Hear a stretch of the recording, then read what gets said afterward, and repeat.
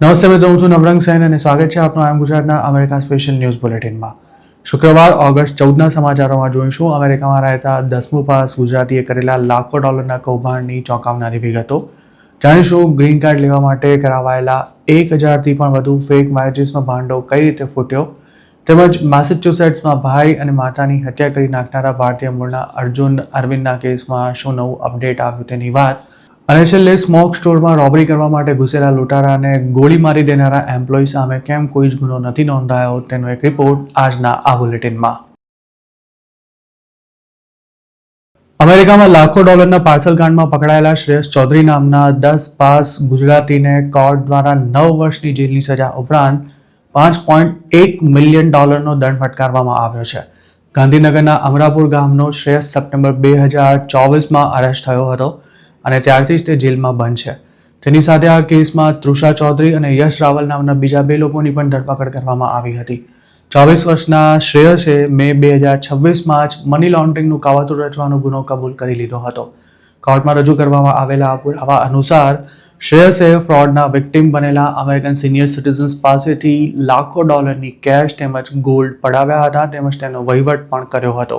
ક્લિવલેન્ડની district કોર્ટના જજ જે ફિલિપ કાલ્બર્સે શ્રેયસ ચૌધરીને જેલની સજા ભોગવવાની સાથે તેણે જે લોકો પાસેથી પૈસા અથવા ગોલ્ડ પડાવ્યા હતા તેમને $51,64,031 ભરપાઈ કરવા માટે પણ આદેશ કર્યો હતો. જેલની સજા પૂરી થયા બાદ શ્રેયસને 3 વર્ષ સુધી પ્રોબેશન પર રાખવામાં આવશે તેવું પણ કોર્ટે જણાવ્યું હતું.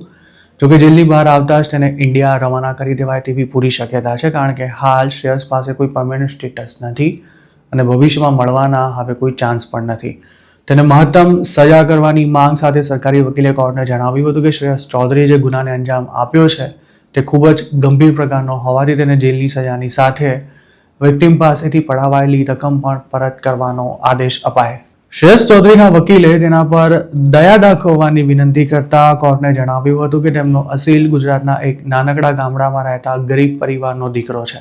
તેનું સમગ્ર બાળપણ ગરીબીમાં વીત્યું હતું અને તેના ગામમાં પાણીના પણ ફાંફા હતા, તેમજ શ્રેયસના ઘરમાં સૂવા માટે બેડ પણ નહોતો. ડિફેન્સ લોયરનું એવું પણ કહેવું હતું કે શ્રેયસ માત્ર 10મા ધોરણ સુધી જ ભણેલો છે અને તેને ઇંગ્લિશ પણ ના બરાબર આવડે છે. જોકે માત્ર 24 વર્ષની ઉંમરે જ અમેરિકામાં લાખો ડોલરના કોઠા કબાડા કરનારા શ્રેયસ પ્રત્યે કોઈ સહાનુભૂતિ બતાવવાને બદલે કોર્ટે તેને કડક સજા ફટકારી છે. આ કેસમાં સૌ પહેલા યશ રાવલ FBI હાથે ઝડપાયો હતો. તે એક વિક્ટિમના ઘરે પાર્સલ લેવા પહોંચ્યો ત્યારે જ તેને રંગે હાથ પકડી લેવામાં આવ્યો હતો. યશ રાવલની પૂછપરછ અને ફોનની તપાસ દરમિયાન શ્રેયસ ચૌધરી પણ તેમાં સંડોવાયેલો હોવાની માહિતી બહાર આવતા તેને પણ અરેસ્ટ કરાયો હતો. FBIને મળેલા પુરાવા અનુસાર શ્રેયસ ચૌધરી જ પોતાના હાથ નીચે કામ કરતા કુરિયર્સને ક્યાંથી પાર્સલ ઉઠાવવાનું છે તે જણાવતો હતો અને જે માલ ભેગો થતો તેના વહીવટમાં પણ તેની સંડોવણી હતી. તેની સામે નોંધવામાં આવેલી ક્રિમિનલ કમ્પ્લેન અનુસાર આ ફ્રોડ ડિસેમ્બર 2022 થી ડિસેમ્બર 2023 સુધી ચાલ્યું હતું, જેમાં ન્યુયોર્કના જ એક વૃદ્ધ પાસેથી આ ગઠિયાઓએ $3 મિલિયન જેટલી રકમ પડાવી હતી. શ્રેયસ ચૌધરી જેવા ડઝનબંધ ગુજરાતીઓ પાર્સલ કાંડમાં નાની મોટી કમાણી કર્યા બાદ હાલ અમેરિકામાં જેલની હવા ખાઈ રહ્યા છે. શ્રેયસના વકીલે ભલે કોર્ટમાં તેને બિચારો બાપડો ચીતરવાના પ્રયાસ કર્યા હોય, પણ મોટાભાગના કેસમાં આવી કહાનીઓ આરોપીને સજા થોડી ઓછી થાય તે માટે જ ઊભી કરવામાં આવતી હોય છે. આ કૌભાંડમાં સામેલ થયા બાદ શ્રેયસે કેટલી કમાણી કરી હતી તેની કોઈ વિગતો જાણવા નથી મળી, પણ આ રકમ અમુક હજારો ડોલર પૂરતી મર્યાદિત નહીં જ હોય. આ ઉપરાંત શ્રેયસ પાસેથી અમેરિકાની કોર્ટે $5 મિલિયન વસૂલાત કરવા અંગે જે ઓર્ડર આપ્યો છે તેવું ખરેખર થઈ શકશે કે કેમ તે પણ એક સવાલ છે, કારણ કે શ્રેયસના વકીલે તો સજા થાય તે પહેલા જ તેને ગરીબ ઘરનો છોકરો ગણાવી દીધો હતો. કોર્ટે ભલે શ્રેયસ પાસેથી $5 મિલિયન વસૂલ કરવા માટે જણાવ્યું હોય, પણ હકીકત એ છે કે અમેરિકાની સરકાર તેની પાસેથી એક પેની પણ રિકવર નહીં કરી શકે. અમેરિકામાં 2 નંબરના ધંધા કરતા દેશીઓ એટલા શાતિર હોય છે કે તેઓ પોતાની કાળી કમાણી અમેરિકામાં રાખવાને બદલે બારોબાર ઇન્ડિયા મોકલી દેતા હોય છે, જેથી ક્યારેક જો પોલીસના હાથમાં આવી જવાય કે પછી ડિપોર્ટ થવાનો વારો આવે તો અમુક $1000 ગોલ્ડ અથવા કેશ સિવાય તેમને બીજું કંઈ ગુમાવવાનું નથી રહેતું. પાર્સલ કાંડમાં સામેલ કે પછી સજા પામેલા ગુજરાતીઓની સંખ્યા દિવસે ને દિવસે વધી રહી છે, પણ હવે આ ધંધો થોડો મંદો ચોક્કસ પડ્યો છે. 2025 પહેલા યુએસમાં પાર્સલ કાંડની એટલી બધી બોલબાલા હતી કે આ ધંધા સાથે સંકળાયેલા અને ઇન્ડિયાથી ઓપરેટ કરતા લોકો અમેરિકામાંથી પાર્સલ ઉઠાવવા માટે ઇન્ડિયાથી પોતાના માણસોને વિઝિટર વિઝા પર મફતમાં અમેરિકા મોકલતા હતા અને આવા લોકો જ્યાં સુધી પોલીસ પકડી ના લે ત્યાં સુધી આખા યુએસમાં ફરીને પાર્સલ કલેક્ટ કરતા હતા. આ ધંધામાં ઝંપલાવનારા ઘણા ગુજરાતી સ્ટુડન્ટ્સે પોતાની જિંદગી બરબાદ પણ કરી છે, જેમાં અમુક તો ઘણા જ સારા ઘરના છોકરાઓ હતા.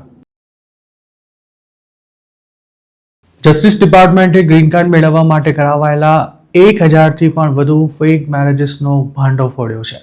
આ મામલે 11 લોકોની સામે ક્રિમિનલ ચાર્જીસ ફાઇલ કરવામાં આવ્યા છે.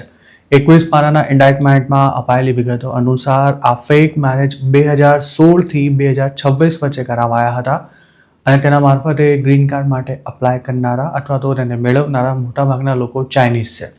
જેમને આરોપી બનાવાયા છે તેમાં એમી ચેંગ, ઝાઓ ચેન, ગેંગ ઝેન સહિતના લોકોનો સમાવેશ થાય છે.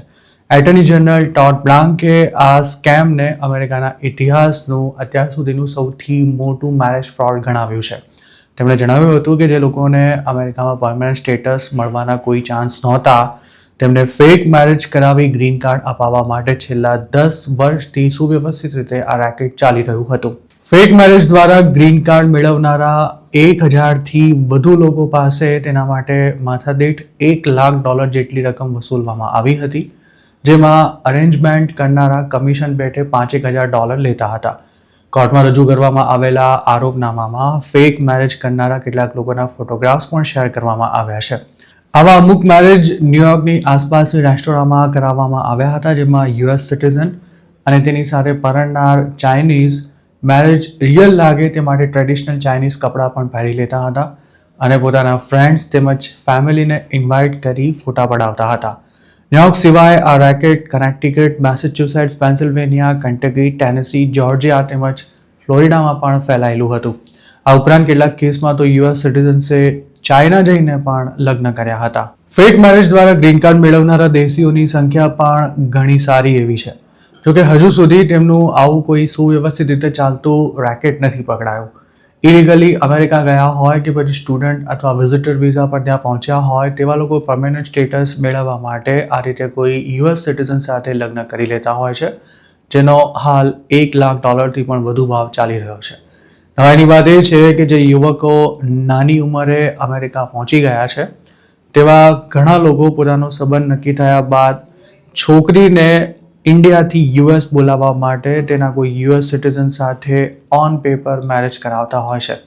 મેરેજ બાદ છોકરી અમેરિકા આવી જાય અને તેને ગ્રીન કાર્ડ મળી જાય ત્યારબાદ તે પોતાના યુએસ સિટીઝન પતિને ડિવોર્સ આપી દે છે અને પોતાના અસલી પતિને પરણી તેના માટે ગ્રીન કાર્ડ અપ્લાય કરી દે છે. ગ્રીન કાર્ડ માટે કરાતા ફેક મેરેજ અસલી જેવા દેખાય તે સુનિશ્ચિત કરવું પણ પાછું ખૂબ જ જરૂરી હોય છે. ગુજરાતીઓની જ વાત કરીએ તો ઇન્ડિયાથી છોકરીને ફેક મેરેજ કરી અમેરિકા બોલાવતા લોકો પોતાની પસંદગીના પાત્રને નકલી પતિ સાથે પરણાવે છે, તેને હનીમૂન પર પણ મોકલે છે અને બંને ખરેખર પતિ પત્ની જેવા લાગે તેવી ફોટોગ્રાફી પણ કરાવે છે. તેના માટે જે કંઈ ખર્ચો થાય તે છોકરાવાળાને ચૂકવવાનો હોય છે અને કામ જેમ જેમ આગળ વધે તેમ તેમ ટુકડે તેનું પેમેન્ટ કરાતું હોય છે. અત્યાર સુધી તો આ ગેમ સાવ ઇઝી ગણાતી હતી, પણ હવે અમેરિકાની સરકારે મેરેજ ગ્રીન કાર્ડ ઇસ્યુ કરવાની પ્રોસેસને એટલી બધી કડક બનાવી દીધી છે કે તેના માટે $1 લાખ સુધીનો ખર્ચો કર્યા બાદ પણ ગ્રીન કાર્ડ મળી જ જશે તેની કોઈ ગેરંટી નથી હોતી. સરકારે વધારેલી કડકાઈની સાથે સાથે હવે ફ્રોડ મેરેજમાં પણ ફ્રોડ થવાનું પ્રમાણ ઘણું વધી ગયું છે. જે ડોક્યુમેન્ટેડ દેશીઓએ અમેરિકામાં જ ફેક મેરેજ કર્યા છે તેમના માટે હવે ગ્રીન કાર્ડ માટે અપ્લાય કરવું ખૂબ જ જોખમી બની ગયું હોવાથી નકલી પત્નીઓ તેમના ગળામાં હાડકાની જેમ ફસાઈ છે અને તેમનો ખર્ચો નક્કી કરાયેલી ડીલ કરતાં ઘણો જ વધી ગયો છે. ગ્રીન કાર્ડ ન મળી જાય ત્યાં સુધી નકલી પત્નીને છોડી શકાય તેમ ન હોવાથી તેના ખર્ચા ઉઠાવવામાં ઘણા દેશીઓની કમર તૂટી ગઈ છે. આટલું ઓછું હોય તેમ હવે તો છોકરીઓ USCISને જાણ કરી દેવાની ધમકી આપી બ્લેકમેલિંગ પણ કરવા લાગી છે. ટ્રમ્પના સત્તા પર આવ્યા બાદ ફેક મેરેજ દ્વારા ગ્રીન કાર્ડ લેવાની ફિરાકમાં રહેલા મોટાભાગના દેશીઓના પ્લાન હાલ પૂરતા અટવાઈ ગયા છે. મતલબ કે તેઓ 2028 પૂરું ન થાય ત્યાં સુધી ગ્રીન કાર્ડ માટે અપ્લાય કરવાનું રિસ્ક લઈ શકે તેમ નથી. જેઓ અગાઉ એપ્લિકેશન કરી ચૂક્યા હતા તેમની એપ્લિકેશન રિજેક્ટ થઈ છે કે પછી પેન્ડિંગ પડી છે, પણ ગ્રીન કાર્ડ ગણતરીના લોકોને જ મળી શક્યું છે. મેરેજ ગ્રીન કાર્ડ માટે અપ્લાય કરનારા કપલ્સ માટે હવે ગ્રીન કાર્ડ અપ્રૂવ ન થાય ત્યાં સુધી સાથે રહેવું પણ ફરજિયાત છે. જો એપ્લિકેશન રિજેક્ટ થઈ જાય અને યુએસમાં બીજું કોઈ સ્ટેટસ ના હોય તો ડિપોર્ટ થવાનો વારો પણ આવી શકે છે અને ફેક મેરેજ પકડાઈ જાય તો જેલમાં જવાની પણ તૈયારી રાખવી પડે છે. મેસેચ્યુસેટ્સમાં પોતાની સગી માતા અને નાના ભાઈની હત્યા કરી નાખનારા ભારતીય મૂળના અર્જુન અરવિંદ નામના 17 વર્ષના છોકરા બાબતે કેટલાક નવા ખુલાસા થયા છે.